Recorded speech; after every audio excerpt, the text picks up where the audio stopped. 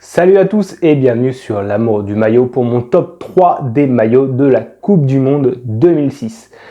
Quand on dit 2006 en France, notamment pour ma génération, ça rappelle énormément de souvenirs, une Coupe du Monde à la fois magnifique et un peu frustrante qu'on aurait tellement aimé gagner.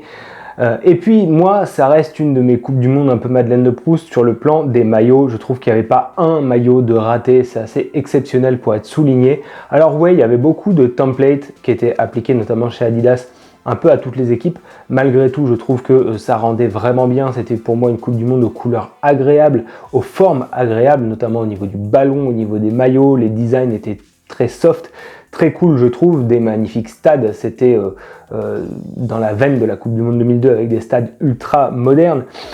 Et du coup, je me suis dit, je vais vous faire mon top 3 des maillots de cette Coupe du Monde 2006 qui était pour moi, forcément une des plus belles, si ce n'est la plus belle.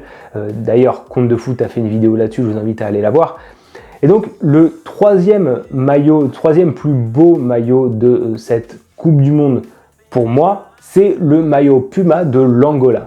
En fait, il incarne vraiment tout ce que Puma a pu réussir lors de cette Coupe du Monde. Alors ça, j'en ai déjà parlé dans une vidéo, une des premières vidéos de ma chaîne où j'avais surnommé ça Puma 2006, les maillots de papier, puisque c'était des maillots à porter qui étaient très spéciaux, très particuliers.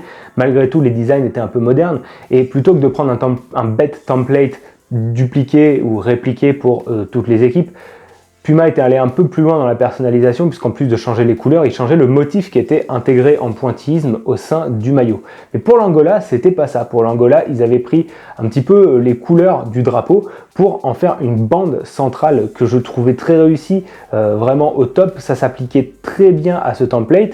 Et du coup, pour moi, le choix a été vite fait puisque j'ai trouvé esthétiquement, je trouvais ces maillots Puma très jolis. Mais bon, en choisir un parmi d'autres, c'était un peu compliqué. Il y avait le maillot de la Côte d'Ivoire qui était particulièrement joli, mais ça tenait plus des couleurs de l'équipe à proprement parler, plus que du travail de l'équipementier, tandis que là, à la fois les couleurs sont réussies, mais c'est surtout l'équipementier Puma qui a choisi pour l'Angola de faire quelque chose de totalement différent. Numéro 2 de ce classement, de mon top personnel, top 3 des maillots de la Coupe du Monde 2006, c'est le maillot orange des Pays-Bas. Alors ce maillot-là, vous l'avez vu dans mon top 3 de la Coupe du Monde 2010, dans mon top 3 de la Coupe du Monde 2014. Ce maillot-là s'inscrit dans la même veine que les maillots précédemment cités, à savoir celui de l'Angleterre 2010 et celui de la France 2014. Un maillot sobre, avec un col au look ultra rétro, avec un logo avec le bleu ciel qui est assez cool puisqu'il rappelle un peu le bleu ciel utilisé parfois sur les tenues extérieures des Pays-Bas.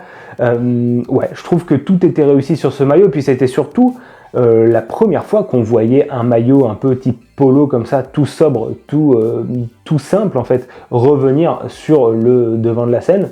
Alors certes, il y avait des cols sur les maillots dans les années 90, début des années 2000, mais ils étaient toujours un petit peu travaillés. Là, on avait vraiment quelque chose de ultra rétro, volontairement vintage, qui rappelait les tout premiers maillots de football des années 30, avec un gros logo mis en avant sur un fond. Franchement, je trouve que c'était réussi. Là où le bas blessait un petit peu sur ce maillot-là, c'était la police de flocage qui était pas terrible, qui avait été un peu améliorée en 2008 pour l'Euro. Mais ouais, les Pays-Bas, vraiment maillot magnifique. C'était pour moi un peu la version bêta du maillot qui serait sorti en 2008. Et puis, on sait que Nike a tendance à alterner pour les Pays-Bas. Un coup, c'est orange et blanc, un coup, c'est orange et noir. Là, on avait du orange et noir. En 2008, on a eu du orange et blanc. Ça marchait encore plus, je trouve.